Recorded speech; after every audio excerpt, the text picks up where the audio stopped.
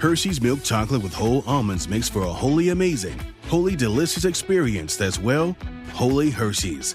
Everyone should get to experience the satisfying surprise of a whole almond tucked inside creamy Hershey's chocolate. So don't wait your whole life to try Hershey's milk chocolate with whole almonds. And if you've already had it, then chances are you're already a lifelong fan of this confectionery delight. Find Hershey's milk chocolate with whole almonds wherever candy is sold. Member Week is here at Lowe's. Don't miss your chance to get up to 40% off hundreds of items like paint, faucets, vanities, doors, and more. Shop our exclusive deals happening in-store and online now through July 18th. Not a member? Join My Lowe's Pro Rewards for free today and get ready to save more. Lowe's, we help, you save. Loyalty program subject to terms and conditions. Details at lowes.com/terms. Subject to change. Ever notice how ads always pop up at the worst moments? When the killer's identity is about to be revealed. During that perfect meditation flow. On Amazon Music, we believe in keeping you in the moment. That's why we've got millions of ad-free podcast episodes, so you can stay completely immersed in every story, every reveal, every breath. Download the Amazon Music app and start listening to your favorite podcasts ad-free, included with Prime. Did you know that Game Pass or Pass is brought to you for free because of Spotify for podcasters? It's a totally free platform, and you can make a podcast today for free. Spotify for Podcasters lets you record and edit podcasts right from your phone or computer. So no matter what your setup is like, you can start creating today. Then you can distribute your podcast to Spotify and everywhere else that podcasts are heard. And if you're thinking about taking your podcast to the next level with a video podcast, Spotify can help you too. With Spotify for Podcasters, you can also earn money in a variety of ways that includes ads and podcast subscriptions. So what are you waiting for? Download the Spotify for Podcasters app or go to spotify.com/podcast to get started right now.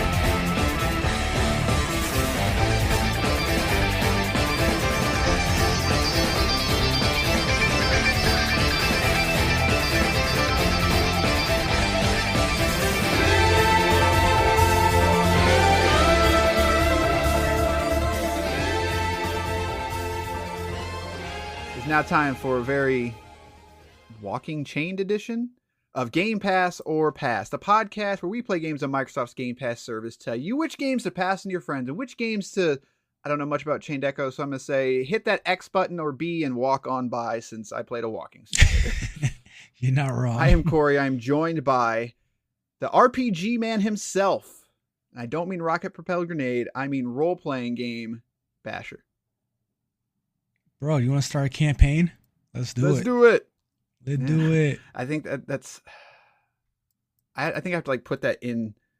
Yeah, like just like randomly. That's got to be like in the episode somewhere. Just like a quick little.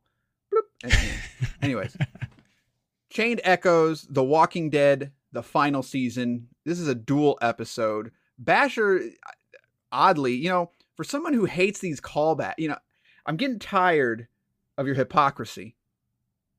You hate walking sims, you hate games that aren't games, yet you fought for immortality last year, and now you played a love letter to the 16-bit SNES RPG extravaganza called Chained Echoes. What's going on over there? It goes to show you, at the end of the day, I'm simply the most informed and objective reviewer of all time. All time. Elite, top 5 DOA. Well, there you go.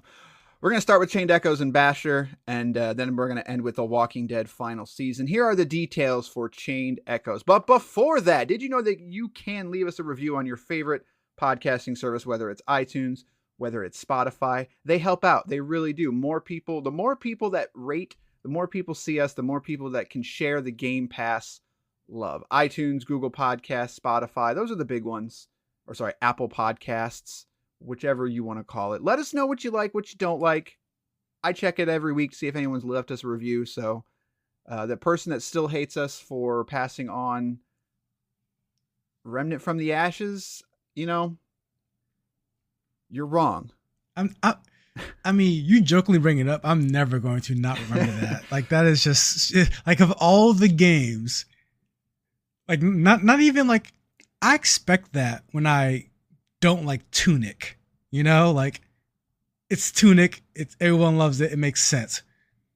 Remnant from the Ashes, really? The thing is that we also didn't hate the game. It was just it was particularly the Xbox version, and it was kind of janky and broken. And when it came to multiplayer, there was that annoying delay. Like, I actually really liked that game. Like, I was surprised how much I liked that game. If it would have been ironed out, I think I would have fought to recommend it, but there was too many issues with the actual code and not the game itself. Remnant 2? Don't forget that end boss fight. And the end boss fight's really bad. Didn't enjoy that either. But still, Remnant 2, I'm looking forward to it. It's just funny because it's just very upset. Chained Echoes. Here are the details. That is The Walking Dead. Chained Echoes is a story-driven JRPG where a group of heroes travel around the vast continent of Valandis to bring an end to the war between its three kingdoms. In the course of their journey, they will travel through a wide array of diverse landscapes spanning from Windhand, is that a word? Windhand plateaus Windham, and exotic archipelagos, Archipelagos, exotic archipelagos to sunken cities and forgotten dungeons. Take your sword, channel your magic, or board your mech. Chained Echoes is a 16-bit SNES-style RPG set in a fantasy world where the dragons are as common as piloted mechanical suits. Follow a group of heroes as they explore a land filled to the brim with charming characters, fantastic landscapes, and vicious foes. Can you bring peace to a continent where war has been waged for generations and betrayal lurks around every corner? This game was supported by the film and spoiler alert, yes you can. NRW, whatever that is. Playable on Xbox One, Xbox Series X and S, and PC. Does feature achievements on the Xbox as well as PC. Has cloud saves for cross-save. Main story clocks in around 29 hours with a completionist of 54 hours. Chained Echoes. All right, Mr. Hypocrisy. Tell me how did you discover this game? Why did you play this game? Why did you tell me that you wanted to talk about Chained Echoes? All right, first, let me try to remember why. Let me try to remember why I even played this game. All right, so I saw the cover art. I'm like, that looks weeby. That looks pretty weeby. Then I saw the screenshots. I'm like, oh, that's where we're going. That's Weebo for sure. I booted it up and it was a more serious tone. Let's call it a more mature tone. And it hooked me as soon as it had the main hero accidentally kill like 1 million people. It was great. I'm like, okay, all right, I'm on board. Let's see where this story goes. But before we see where the story goes, and it's going to really hinge on the gameplay for me, because initially it looks like a lot of those RPG Maker type games, and honestly it's not far off in terms of what people are making now when it comes to these love letters to the 16-bit era. But I think what people forget or don't do well is, and I said this before about these love letters and these throwbacks, they want to make Ninja Gaiden again. They want to make Final Fantasy again. They want to make the same game you've already played just again. They don't do the thing that makes those games special in their own right. I think what Chain Echoes does for me is it takes what would have been a 16-bit era game and builds it in a way where it's made for 2023 or 2022 when it came out. It takes all those aspects of, it takes that fast, it's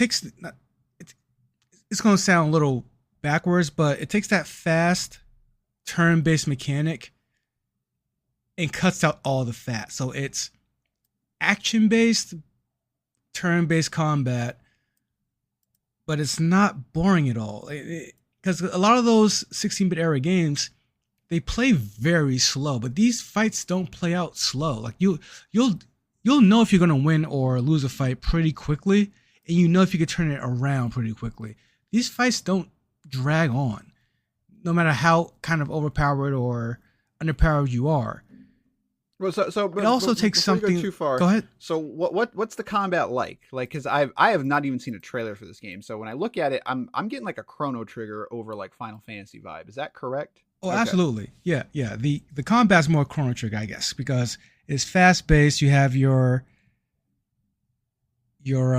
characters' actions are based, or the timing of their actions are based on their agility and speed. So you can have a character attack quite often before an enemy makes their first or second attacks, and the combat isn't even super deep like a tactics game where you can combine all these different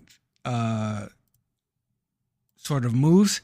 It's really just, it takes the basics and just simply expands on them. So they're not shooting for the moon here, which is crazy to think about because this entire game ends up shooting for the moon. This is a 50, 60 hour game. Yeah, I think, what did I say? It's like 30 hours at the main story, but completion is, 54. So yeah, it is a ton of stuff you can do in this game. There's a lot of places you can go revisit it. For me, to answer your question and what separates it from other games of its ilk,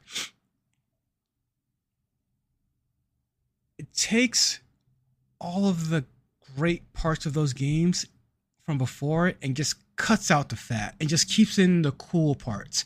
It keeps in the fast gameplay. It keeps in the deep character moments, because there's like, this is as much a character study as it is just a really well told story. And that's what really kind of threw me off in a good way, because the characters in this game are actual characters. They take the archetypal characters and they make big moments out of them. They make small moments out of them. Like, there's a lot of times where you're just talking to characters, talking one-on-one, and you're getting this deep, interesting lore. And it's very Final Fantasy VI like when I think about it. And then when that's done, they say, all right, it's time to fight. Here's a few mechs. And it's like, now you're in a mech fight.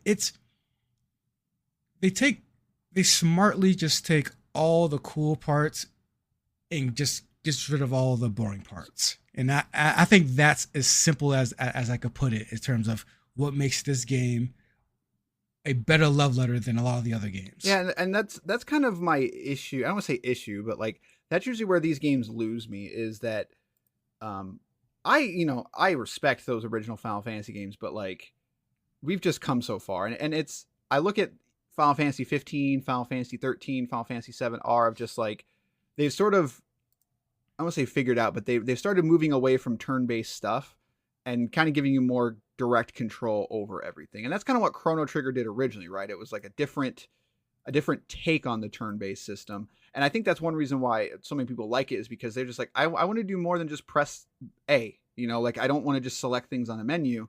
And so a lot of those, those love letters to Final Fantasy 6 and stuff, I'm like, that's great, but I want more direct control. Like, I really am that person. And so this kind of seems like it's kind of made in that vein of like Final Fantasy 7R, of like, we're going to take those gameplay mechanics, but we're going to modernize them while still sort of playing like the original, but not really. Right. Again, the key thing for me is, don't remake what I already Sure. played. don't stick so hard to what came out before it that I'm just playing what came out before this. This is something that feels like you couldn't really do it back then, but at the same time, it's just it makes a lot of references to to things that came before it, and I can't emphasize enough how impressed I was at how well told of a story this was. I really thought it was going to be a basic save the world story, but they throw in a lot of twists and turns, and by they I mean like the one guy. Like this game is made by, I think, 3 people at the most. One guy did the majority of the heavy lifting, but then like the music and stuff is done by other people. And that's the other thing. The music slams in this too. Like they put in, whoever made this game just really understood what makes these games great, what makes these games fun, and also what makes these games fast. Like there's really no fat in this game. They just cut out all the bull crap and they just stick to what did I like about Final Fantasy VI? What did I like about Xenogears? What did I like about Phantasy Star? Let's just put those moments in the game. And by doing that, you make these 50, 60 hours kind of blow past. Interesting. So it's kind of, to me, it sounds a lot more closer to like The Messenger, which isn't quite the same idea, but I think that's why that game resonated with a lot of people, because it took Ninja Gaiden, but it also took Castlevania, and it sort of combined the two. And like that game is fast, but there's so many different things, and then it kind of turns into a Metroidvania halfway through. And because it doesn't spend its whole time being a Metroidvania, it kind of hits those dopamine, hits that you like about the Metroidvania. It's like, oh, like I came back here and I get to do this thing again. Like, but before I saw this path and I couldn't do it. But then it's also got like the time flipping mechanic that some of the Castlevania games had. So, and like you said, the music of that game is just, it's so good. So it sounds more akin to that of where they took the elements that they really liked, instead of just mimicking those games. It like, what if we just took the things that everybody likes and made a game about it? So. No, it really is. And it's just chock full of all the RPG things you want to do. It has the optional secret boss that takes a million things to unlock. Hardest boss in the game. It has the secret weapons. It has the secret characters. It has all these things. And again, the gameplay is so refined and simple and fun that you're not skipping through fights. And that's something that happens in a lot of these games, right, just in general, where, I mean, honestly, I'm thinking what comes to mind is the last Zelda game. Like you stop fighting things after a while. Like, yeah, a lot of games you just stop fighting. Like I'm at this point in the game where like, okay, like I've seen everything that it has to have to offer in this. I'm trying to see what this other part that has to offer, or I'm trying to get enough hearts to get the Master Sword. Like, exactly. But like this game is challenging to the very end, and if you do feel overpowered, there are other challenges to be had. It is really, again, it's a 16-bit era love letter to a game, to an era rather, that takes all the fun parts, cuts out the fat, and just keeps you with a story that is super compelling, characters that are actually funny, and the banter between them is actually seems real most of the time. There's some moments there that's kind of stiff, but with the gameplay that you really actually want to engage in, I mean, it's quite easily the best RPG of the year for me. Well, there you go. It's gonna be it's early, but this sounds like it might be a runner for the GOTY, so I'm probably gonna have to at least put some hours into this at some time. So easy enough to say. It sounds like you're gonna pass it on. Absolutely. One question: why is it rated M? Probably content, because again, it's a mature story, so we're dealing with. Does it earn the M? Is that a better question? Right. It earns the M if you're a person who's really worried about trigger warnings. It's because there are some what do you call it, sensitive issues that certain characters go through. But other than that, like there's no I mean, it's 16-bit. You can't do graphic. You can't do graphic horror stuff. Right. Like, Right. it's pixels. Like nothing excessive. It only comes into tone in certain character plots. Well, there you have it. So we're going to pivot now to The Walking Dead, the final season. Let me pull up the details for this one. So we already know how Basher feels about every walking simulator ever made. He hates them all with a passion. So, however, that being said, I'm not going to fight you with that. So whatever. Like, let's keep it rolling. Telltale Games. I'm sure you probably know about this one already, but I'm going to tell my little story about it. But so here's the details about this one, developed by Telltale Games. Playable on Xbox Series X and S as well as Xbox One. This is a Xbox One game. This does not have Series X and S native support. Let's see here. It doesn't have cross saves either, so that kind of sucks. So if you really want the achievements twice, you could play both of them. But Clementine, now a fierce and capable survivor, has reached the final chapter in her journey. After years on the road facing threats both living and dead, a secluded school might finally be her chance for a home.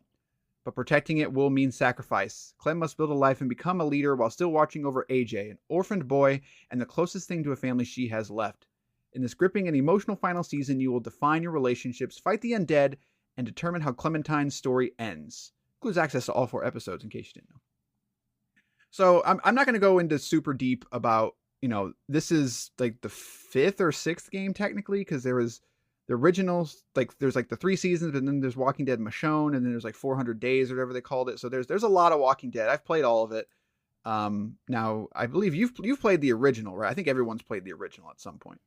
Yeah, I played the original, and then I tried playing.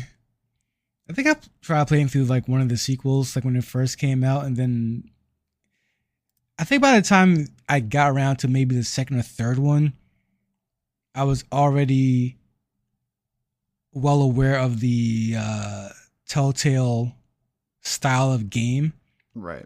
So I was kind of like, okay, I don't need to finish this or play too many hours of it. Yeah, I have played a lot of the Telltale games. Like I've played the Batman. I've played The Walking Dead. Obviously, there's another one I played. I can't remember. I played what's the one based on Fables? I can't ever remember the name. Wolf Among Us. Is that right? Yeah. So yes. Like I've not played all of them. Like I didn't play Guardians of the Galaxy. I didn't play Jurassic Park. I didn't play Game of Thrones. But so I've played enough that I've enjoyed what I've played for the most part. Like these games are hit or miss for me. My biggest issue a lot of times was with engine support. It's like that. Like the games would break, and I even had instances where I remember in the Batman to where like my choices just didn't match. Like when I would go to the next chapter, if you want to call it, it's like it didn't pick the right choice in my save file. So stuff like that can be really discouraging. Now the whole drama that happened with the Walking Dead final season was that it got put out and then Telltale got closed and then it went off sale and then so all these things happened. So I still like.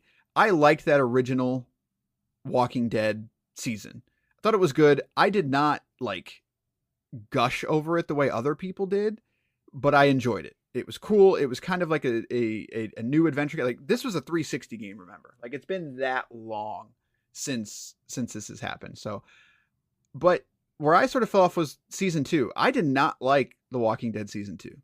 I think the Michonne story was okay, and I think the 400 Days one was okay as well. So I wouldn't say like I was completely put off from it, but when that final season came out, I was like, I'll wait for a sale, but then that drama happened. So I never got to it. This game actually came out a while ago, but it's now since been republished and all that. So it's been quite a bit of time since I've played it. And I didn't remember everything, but yeah.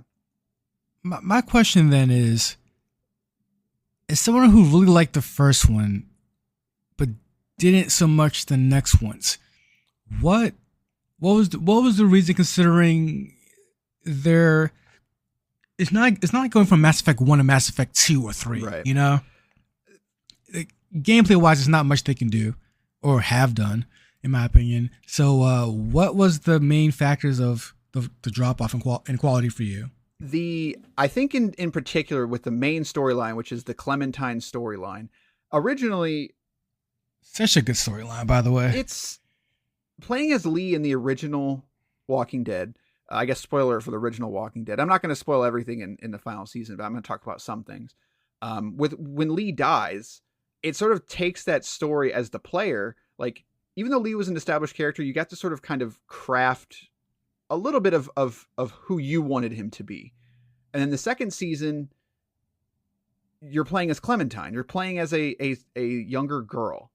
And it, in what should have been an interesting way to sort of put yourself in this character, I just don't think they ever took advantage of that, because they still wanted to, like, quote, make your choices matter and do everything that a Telltale game does, but also playing as this character that needs to grow and prosper. It's an extremely hard thing to do. And I think that's where they have fallen off with a lot of their games, is just that unless you're playing as a silent protagonist or a character that you can sort of create and make your own story, you're going to come across situations in these stories that either you don't like any of the choices, or sometimes the choices might not make sense with how your story is playing out. And that was kind of where The Walking Dead season 2, I remember particularly, there was just like a couple of the choices I was like, I think these all suck. Like, and it's not a situation where it's like, well, I have to make a crappy decision here, like, but that's life. It was like, I just don't think a lot of these make sense. And the biggest factor was I was playing as a young girl, and it was such a departure from that original season. So So where did they drop the ball in terms of that, of Clementine's growth then? Like, did it just not go the way you wanted it to go, or did it go in a way that you seemed unrealistic? It was more that the original Walking Dead, you're sort of a father figure to Clementine, and you sort of craft you craft that story that The Walking Dead can tell, which is a child living in a world that is so different, that doesn't understand what the world used to be, or and you have to have this knowledge that they're going to be growing up completely different because the world is now completely different and it's been taken over by the zombies, etc. And then the second one is more just about drama. Like, none of that drama really, it's not about The Walking Dead anymore. It's like, yeah, we're in a situation, but it's more about the people drama, but it's just drama. It's not, I feel like it's never taken into consideration that this is a little girl that is living in this world and having to grow up in this world. And that's removing the father figure out of it. It was totally fine, but it was just fine. There was nothing particularly that stood out about it. Does that answer your question, I guess? That does answer the question, because again, as someone who kind of bounced off the first one, I'm sorry, the second or third one pretty quickly, I was always curious. That was sort of the consensus, even at the time, was it's not as good as the first one. And I thought it was simply just the story, because I just didn't feel a difference in gameplay at the time. Yeah, no, and so the final season tries to add gameplay to it for some reason. Like there's like this weird sort of, I don't say dismemberment, like disarming system. So the main sort of aspects of this one is that Clementine is now an adult. She's in her late teens, and she's having to take care of AJ, who is sort of introduced at the end of the second season as a baby. And so it sort of is coming full circle, right? To where now she has to kind of be a parent, but she's still young. Like, she's still a kid in many ways, and she's grown up in this world mostly. She becomes a parent? For the most part, yeah. You are the guardian figure to AJ. And AJ is like 5 or 6, I can't remember. All right. But he's young. He's very young. So because at the end of the second season, you have to make these choices to where one of the characters, and it was one of the dumbest things, is where the big confliction point is this baby and what's going to happen to this baby, because the parents might not be there, and you have to make these choices. But no matter what, at the end of that game, the baby is alive, and you have now decided to basically be the parent, because you kind of have to be. So that's, again, so no matter what, the baby's correct. Alive, and that is AJ, and AJ is a central character, and it's kind of Clementine and AJ's story of how AJ is growing up, because again, he's growing up in this world that is completely foreign to him, and there's a lot of story moments and elements of, should AJ be carrying a gun? He's like 6 or 7 years old, but we're in a world where there's a ton of zombies, and so you come upon this school that is mainly run by kids, and they're all kids around your age. You know, they're teenagers, 15, 16, 17, and the main antagonist is this group of adults, basically. So you're sort of going to war with this other, whatever you call it, faction. And there's a lot of drama in there. There's a lot of drama to where certain people are doing things that you don't agree with. Certain people have made deals with other people that they're not being completely upfront about them, and where people have gone, why they've disappeared. And it's interesting. It's very interesting because, again, you have to, the drama is there, but you also are getting that parenting aspect again that you kind of got with Lee, but it's a little bit different. There's a lot of callbacks to Lee, and it does bring full circle sort of that relationship between Lee and Clementine, and how even though he's been dead for a while now, like, she still remembers what he taught her, and it's crafted her. But then you have to make decisions based on, like, do you even agree with Lee? Like, he told you to do this, but do you agree with that? Because the circumstances are different now. And it's a lot better than the second season. That's what I'll say, is that okay, all right. Most of the time I was on board, and I had a confliction point that made sense to me of, I genuinely don't know what to do here, because I know what I would do, but at the same time, the circumstances that have gone on now, I don't know if I'd feel the same way. And I think that's when these games are best, right? It's when it gives you choices that make sense for the story, but also make you have to think about it a little bit, of just like, like, what would I do in this situation? And it felt like I was sort of crafting that character in a weird way. I was crafting AJ. And so it gives that sense of, I'm creating this character while also having my own confliction, which is basically why I think the first season worked a lot better than the second one. What did you mean on they tried to add more gameplay? So there's, like, the game starts out with it into where, like, you're trying to scavenge for some stuff. And there's some walkers in front of you, and you've got to sneak up on them and press the B button, basically. And then every once in a while, there'll be like 3 or 4 walkers, and you've got to take care of them without being eaten alive. And so you walk up to them, and, like, the X button will disarm them, but the B button will kill them. But if you disarm them and then another one comes up to you, it'll kill you, kind of thing. It's really dumb, is what I'll say. It is the most loosest form of gameplay you could possibly imagine. Jesus, I mean, is it at least fail when you keep going to another possible? No, it's straight fail point, which is the worst part. Yeah, I'm out.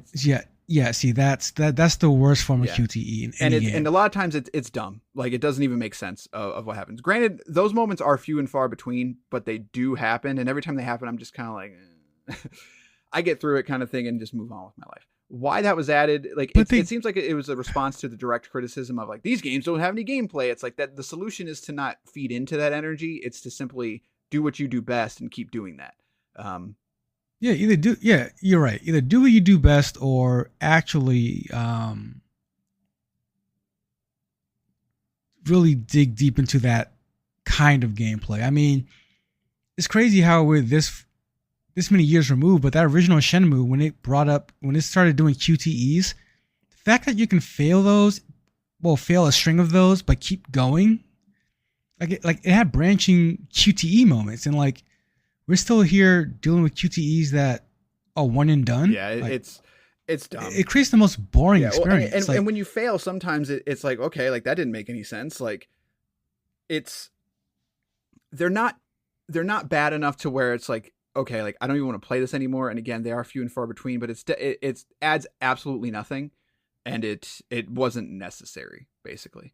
So it's hard to go into without giving a complete breakdown of the whole game. But what I'll say is, I was pretty much on board for most of it, except, like, man, it's the last episode kind of goes places in a way that I think is extremely weird. And one of the biggest problems I have, and I have it with the show too, is, like, when you need to sort of defile logic. And it's hard. There's a character in particular to where she's almost like hunting you in the last chapter, and she's introduced because it's only 4 chapters versus 5. So you kind of hear about her in the first 2 chapters. She shows up in the third one, And then by the last chapter, she's kind of hunting you, but she's not really a walker at that point. She's sort of that in between state, but that doesn't really exist in this universe. There isn't really a what do you want to call it, like a super walker or whatever. Like there's no version in the lore of. I mean, you're already throwing me off here because you can be in between for a while, for longer than apparently. Because I remember playing as Lee and just slowly turning, not even slowly, like it was a quick turn by the end of it was the final chapter. By the start of it, you were starting to turn, and then by the end of it, you had turned basically. Yeah. So does it feel like it's a longer turn for her, or it just doesn't make sense because she's like among the walkers in a little bit, and it's not a situation where like she's controlling the walkers or anything, but it's like for some odd reason she can sort of be with the walkers and they don't try to kill her, but they kind of do. It's really weird and out of left field, and it doesn't break the game, but it's asking you to sort of defy logic, and I just don't think it really was necessary, because the story that you care about in this game is AJ and Clementine, and the stuff around it is good, and it gets you towards the end. There's also like a weird like romance thing where you can kind of pick if you want to romance somebody or not, but I don't know. I always find romance in these games really weird. Dude, just give me, and I mean this with all sincerity, just craft a well-told story, make it an animated video thing, and I'll watch it. Like I really will. Like I don't need the faux choices. I don't need the faux gameplay. Just craft another well-told story, and I will watch it because you clearly have talent to tell a very good story. And it's like I really don't see the point of pressing X sometimes. Like it doesn't do anything for me, especially when you have these choices that don't completely change the game. You know, like it doesn't make a lot of sense to me. It's the whole like person will remember that kind of thing. Like I said, the characters are good. I think the drama here is good, but sometimes it's the stuff around it, like the romance choice. It just kind of seems to come out of nowhere. Like I don't. You can choose to not romance anybody, and that's kind of what I went with because it didn't feel genuine to me. And maybe somebody else will feel different about that. Hang on, I'm dying over here. It's like I got COVID again. Maybe somebody else will disagree and say that like they felt a connection with this character, but I don't know. To me, it felt like it was unnecessary, and it also felt kind of forced. And so those moments, again, they don't ruin it, but it holds it back. And by the end of the game, it starts calling back to that first Walking Dead in a way, and the end is you're either gonna love it or hate it kind of thing, because it sort of asks you to defy logic again, but at the same time,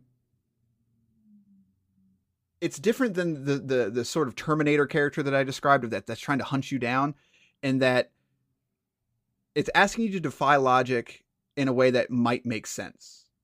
And it sort of directly conflicts with that end of that first season of choices that were made. And it kind of gives you a happy ending, even if you chose for it to not be. And that's interesting to me. And I want to say I was choked up, because that's not the case. Like the final sort of choice in the game, I was just like, okay, like I was kind of surprised they went there with it. And then you kind of find out that they didn't, but they make you believe for about 10 minutes that they did.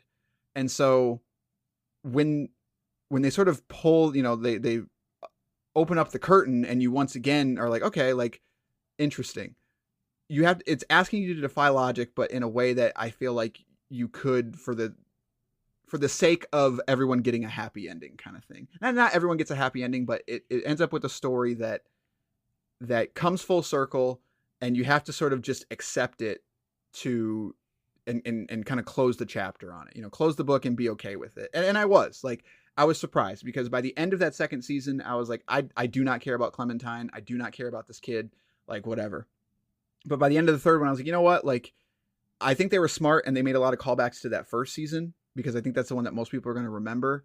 And the flashbacks and stuff with Lee and sort of calling back to Lee is smart, and it's done in a way that I like. A lot of the stuff around it I could take or leave. You know, it gets you to the end of it, but I did find the main story compelling, and it was nice to kind of go back to it because it has been a very long time since that original Walking Dead, and even people that don't love it, that played it, they still remember it, and that says a lot. And it says a lot that you can call back to it 10 years later and people still, you know, are happy to sort of I don't say relive it, but recall it and create some new stories based off of it. So by the end. And how many chapters are there in total? Yeah. 4. Of the 4. Or I'm sorry, there are 3. Are all 3 there's 3 with Clementine. But there's 4 total. There's 5 total if you include Michonne and 5 total. The 400 days one. So of the 5, are they all worth playing?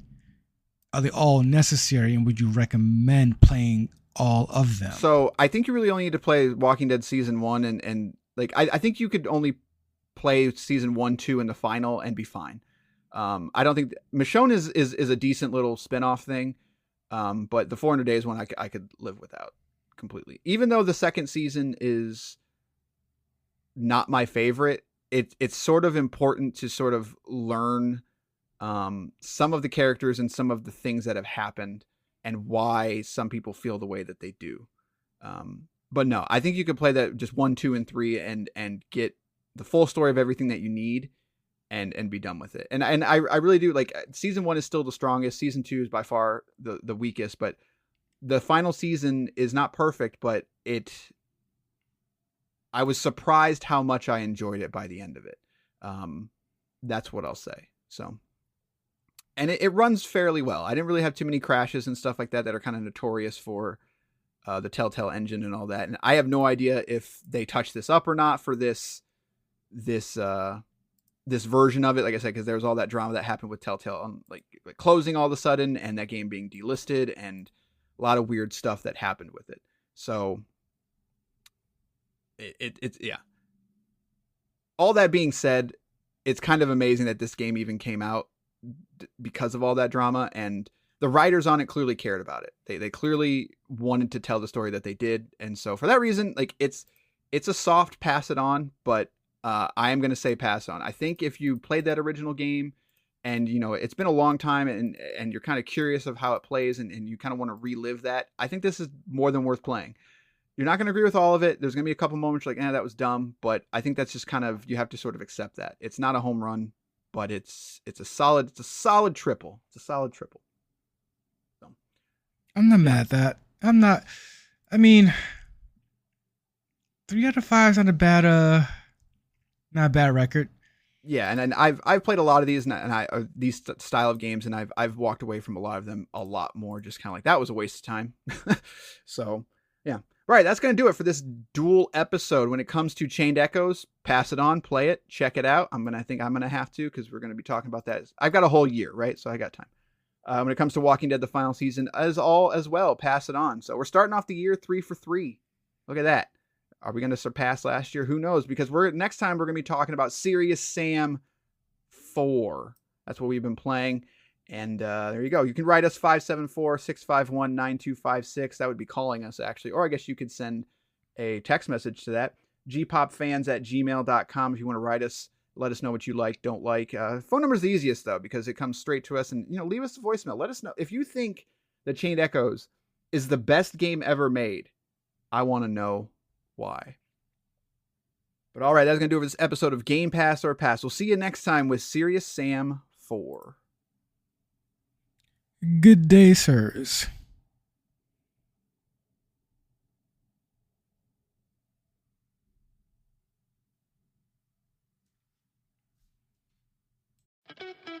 Hershey's milk chocolate with whole almonds makes for a wholly amazing, wholly delicious experience that's, well, wholly Hershey's.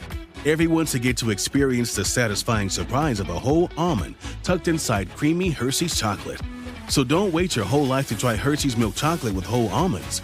And if you've already had it, then chances are you're already a lifelong fan of this confectionery delight. Find Hershey's milk chocolate with whole almonds wherever candy is sold.